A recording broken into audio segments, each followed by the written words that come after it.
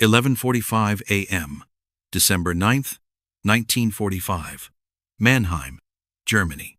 A 1938 Cadillac limousine traveling at 35 miles per hour collides with an American Army truck on a quiet Sunday morning. The impact is minor. The damage? Barely a dented fender. The driver walks away. The passenger in the front walks away. But in the back seat, America's most decorated and most dangerous general cannot move. General George S. Patton, the man who terrified Nazis, the warrior who liberated more territory than any other American commander in history, paralyzed from the neck down. 12 days later, he's dead. Here's what makes this story impossible to ignore. Patton was scheduled to fly home to America the very next day, December 10th. His bags were packed. His goodbyes were said. One day before departure, one car crash, one dead general. Some call it a tragic accident. Others call it the perfect murder. By the end of this video, you'll have to decide. Was this a freak accident that killed America's greatest battlefield commander? Or was George S. Patton assassinated, silenced, one day before he could come home and tell the American people what he really thought about the end of World War II? To understand why some people believe Patton was murdered, you need to understand who he was in the months before his death. This wasn't the triumphant general of D-Day anymore. This was a man who had become a problem. By September 1945, the war was over. Germany had surrendered. Japan had surrendered. The world was exhaling, celebrating, rebuilding. But Patton was furious. He had been assigned as military governor of Bavaria. His job was simple: implement denazification, remove Nazi party members from government positions. It was official Allied policy, straightforward. Patton thought it was idiotic. On September 22nd, 1945, at a press conference, Patton told journalists he saw no reason for this denazification thing. He compared the Nazi Party to American political parties people just joined to get jobs, he said. Nothing more. The reaction was explosive. Washington was furious. Congress demanded answers. General Eisenhower, Patton's old friend and now his boss, was under enormous pressure. 6 days later, September 28th, Eisenhower summoned Patton to headquarters. The conversation was brief. Eisenhower suggested Patton take a new assignment. Command of the 15th Army, basically a desk job compiling reports. A demotion in everything but name. Patton knew exactly what it meant. He was being fired. But denazification wasn't the only thing Patton was saying that made powerful people nervous. He was also talking about the Soviet Union. Constantly. Loudly. Dangerously. Patton believed America had allied with the wrong enemy. That communism was the real threat. That Stalin's Soviet Union was more dangerous than Hitler's Germany had ever been. In private conversations, he went further. Much further. He told staff officers America should rearm the German Wehrmacht, the very army they had just defeated, and use them to push the Soviet Red Army back to Russia. He told visiting politicians that the United States should go to war with the Soviets immediately, before they got stronger. Some people found this visionary, prescient. The beginning of the Cold War proved Patton was right about Soviet expansion. Other people found it terrifying. A rogue general advocating for World War III just months after World War II had ended. American intelligence was listening. We know this now. Patton's conversations were monitored. His movements were tracked. Reports were filed. The Office of Strategic Services, the OSS, precursor to the CIA, had Patton under surveillance. And in Moscow, Joseph Stalin knew every word Patton said. Soviet intelligence had informants throughout the American occupation zones. So when Patton's car crashed on December 9th, people immediately started asking questions. Because in the months before that crash, Patton had made enemies, powerful enemies, on both sides of the Iron Curtain. But was that enough to kill him? Let's look at what actually happened that morning. Sunday, December 9th, 1945. Bad Nauheim, Germany. Patton's headquarters. The general woke early. His regular driver, Master Sergeant John Mims, who had driven Patton safely for 5 years through combat zones across 2 continents, had left military service months earlier. His replacement driver was one 9-year-old private first class Horace Woodring, young, inexperienced, but by all accounts, an excellent driver. That morning, Patton's closest friend, General Jeffrey Keyes, was visiting headquarters. They had planned to spend the day together, but at 0900 hours, Keyes received an urgent call. He had to return to his own command immediately. Suddenly, Patton's schedule was empty. His chief of staff, Major General Hobart Hap Gay, suggested they go pheasant hunting. There was good hunting country near Mannheim. They could make a day of it. Patton agreed. Here's the first strange detail. Patton moved to the back seat. Normally, he sat in front, but the hunting guide's dog was cold in the open-top Jeep following them. Patton, always an animal lover, asked them to bring the dog into the warm Cadillac. The dog rode up front. Patton moved to the back. If Patton had stayed in the front seat, he would have walked away from the crash unharmed, just like everyone else. At 11:45 a.m., the Cadillac approached a railroad crossing outside Mannheim in an area called the Valley of the Bug. The car stopped for a passing train. Behind them, a U.S. Army truck, a GMC 2.5-ton vehicle, also stopped. The train passed. The crossing gate lifted. An MP Jeep ahead of them crossed the tracks first. Patton's Cadillac followed. And then the truck behind them suddenly swung left, turning into a quartermaster depot, directly into the path of Patton's accelerating Cadillac. The collision happened at a 90-degree angle. The truck's right front bumper smashed into the Cadillac's radiator and bumper. Driver Woodring was uninjured. General Gay was uninjured. But Patton, sitting in the back seat, which had no seatbelt, was thrown forward. His head struck the steel-framed glass partition separating the front and back seats. Then he was thrown backward into his seat. When the world stopped spinning, Patton was conscious, bleeding from a gash on his head, and completely paralyzed from the neck down. He looked at General Gay sitting next to him and said, calmly, "I think I'm paralyzed. Work my fingers for me." Gay tried. Patton felt nothing. The truck driver? A young soldier who had been drinking the night before, taking the truck for a Sunday joyride.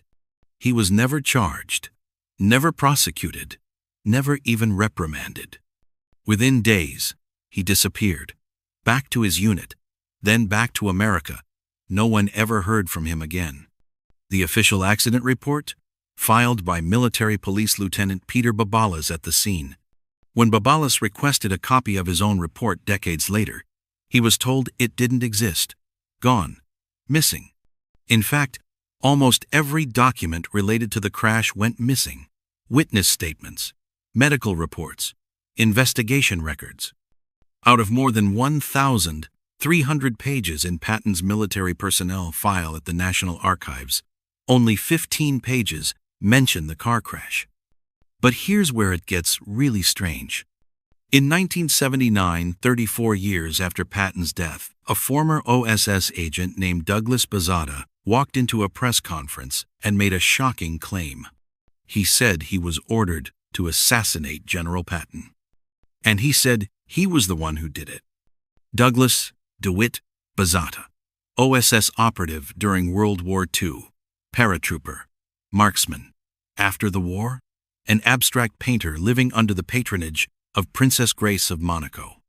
In 1979, at age 63, broke and bitter, he claimed he had been ordered by OSS Director William Wild Bill Donovan, a Medal of Honor recipient, to assassinate General Patton. Here's what Bazata claimed happened. On December 9, 1945, he and an accomplice he knew only as the Pole followed Patton's Cadillac. They staged the collision with the truck.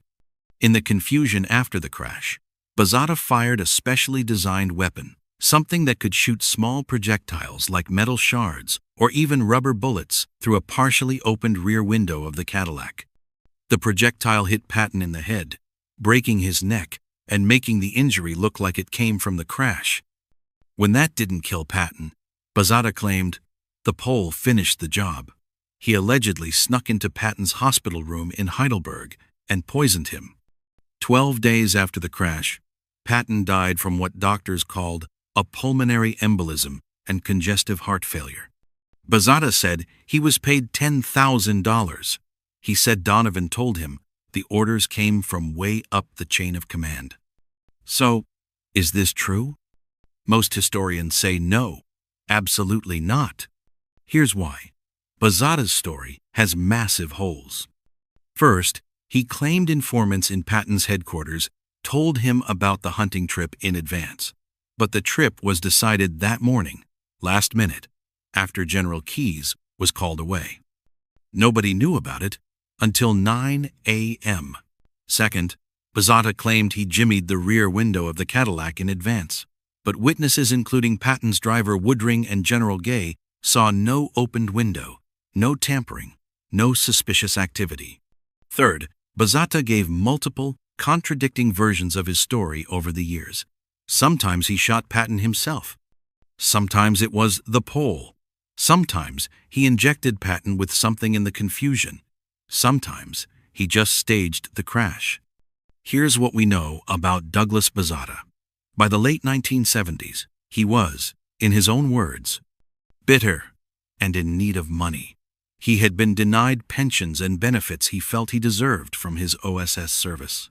He called his former colleagues weaklings, liars, sneaks, cowards, thieves, and betrayers.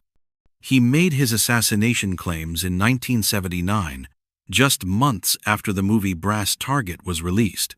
That film depicted Patton's death as an assassination. The plot of Brass Target closely matched Bazata's later claims. Coincidence?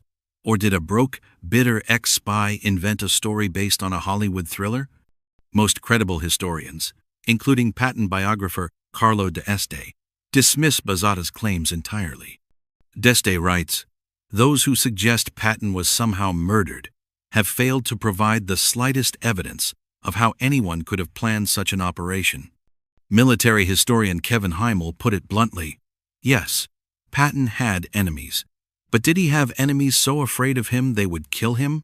That's a pretty far stretch. But here's the thing. Even if Bazata's story is false, and most evidence suggests it is, that doesn't mean there wasn't a conspiracy. Because there's a second theory, one that doesn't rely on Bazata at all. The Soviet theory. Joseph Stalin hated Patton. The feeling was mutual. At a victory parade in Berlin in September 1945, Patton and Soviet Marshal Georgy Zhukov stood side by side reviewing troops. Photos show Patton looking miserable, barely able to force a smile. Patton had publicly called the Soviets Mongolian savages. He said Americans should fight them immediately, while the U.S. still had military superiority. Stalin knew this. Soviet intelligence had informants throughout the American occupation zones. They knew Patton wanted war. Here's what some researchers believe. Soviet NKVD agents, the precursors to the KGB, may have orchestrated the crash, compromised the truck driver, paid him to cause the accident. When the crash didn't kill Patton, an agent finished the job in the hospital. Is there proof? No hard evidence, but there's circumstantial evidence that makes people wonder. The truck driver's disappearance, the missing accident reports, the fact that no one else in the car was seriously injured except Patton, who just happened to be in the back seat that day instead of his usual front seat position. Here's where you come in, because this debate has raged for 80 years, and people are still divided. Some people online say Patton was a visionary who saw the Soviet threat coming and was silenced before he could warn America. They point to the Cold War that started just months after his death and say, he was right. Others say Patton was a dangerous extremist, that his anti-Soviet rhetoric could have started World War III, that his denazification comments were offensive and showed poor judgment, that the world was safer with him sidelined. Some say the missing documents and disappearing witnesses prove a cover-up. Others say the army was just sloppy with paperwork in the chaotic post-war period. What do you think? Was this an accident or assassination? Drop your thoughts in the comments right now. And here's the real question. If Patton had lived and come home to America, what would have happened? Would he have run for president? Would he have pushed for war with the Soviet Union? Would the Cold War have turned hot? Tell us what you believe happened. Let's talk about what we know for certain. After the crash, Patton was rushed to the 130th Station Hospital in Heidelberg. X-rays showed a compression fracture and dislocation of his cervical third and fourth vertebrae, spinal cord injury. Complete paralysis from the neck down. Patton was conscious, alert. He could speak, but he couldn't move. His wife, Beatrice, flew from Boston to be at his bedside. She arrived on December 11th, 2 days after the crash. Doctors were cautiously optimistic. The injury was severe, but Patton was strong. He might survive. He might even regain some function. Patton himself was less optimistic. When doctors told him he would never ride a horse again, never lead a normal life, he said, "This is a hell of a way to die." For 11 days, Patton lay in that hospital bed.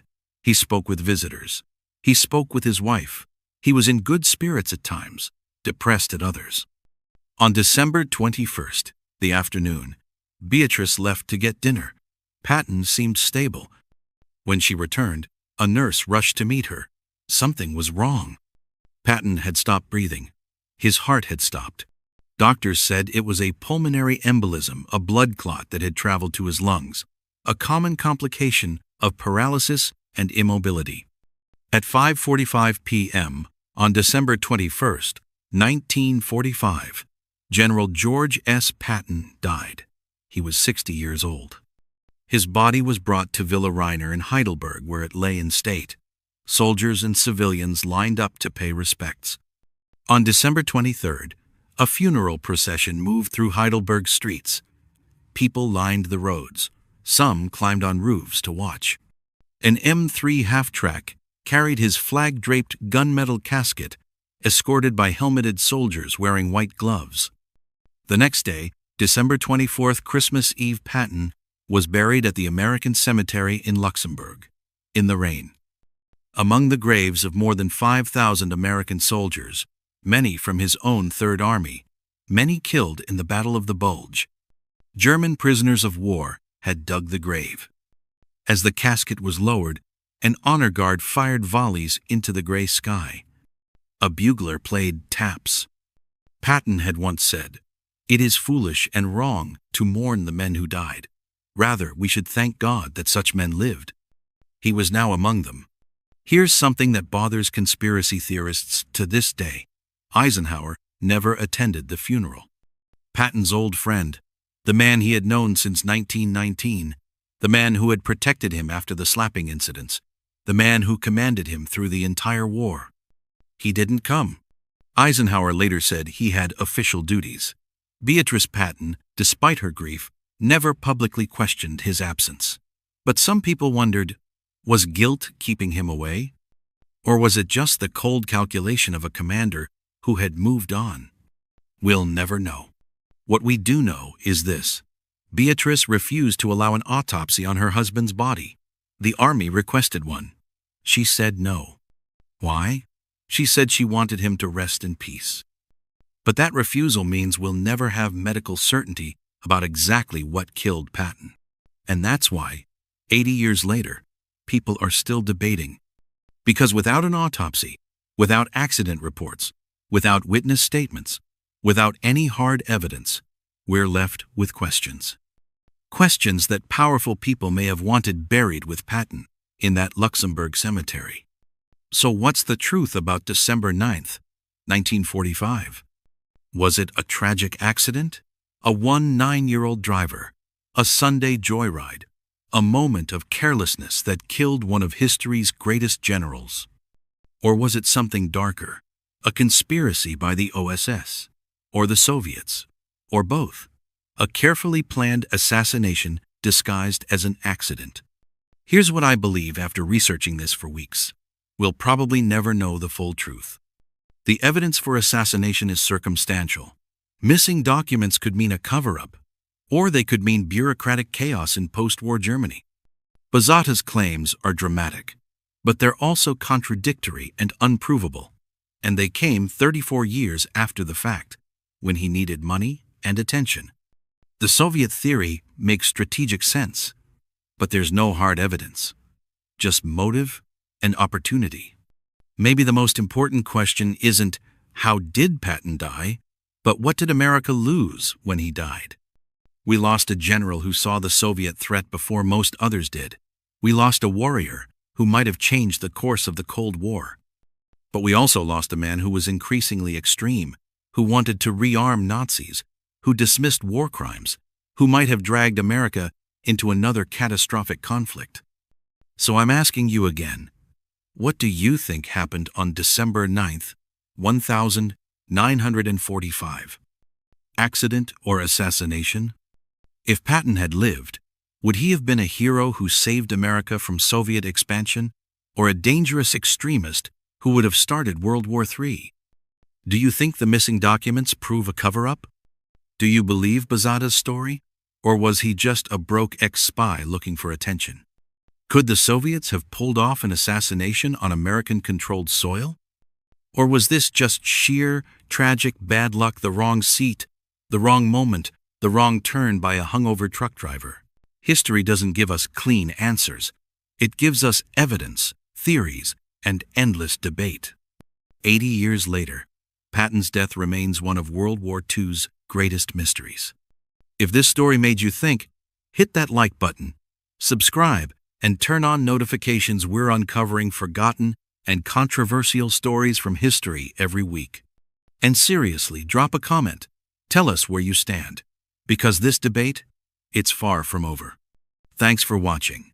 This was December 9th, 1945, the car crash that silenced America's most dangerous general. See you next time. Accident or assassination? Vote below. What would Patton have done if he survived?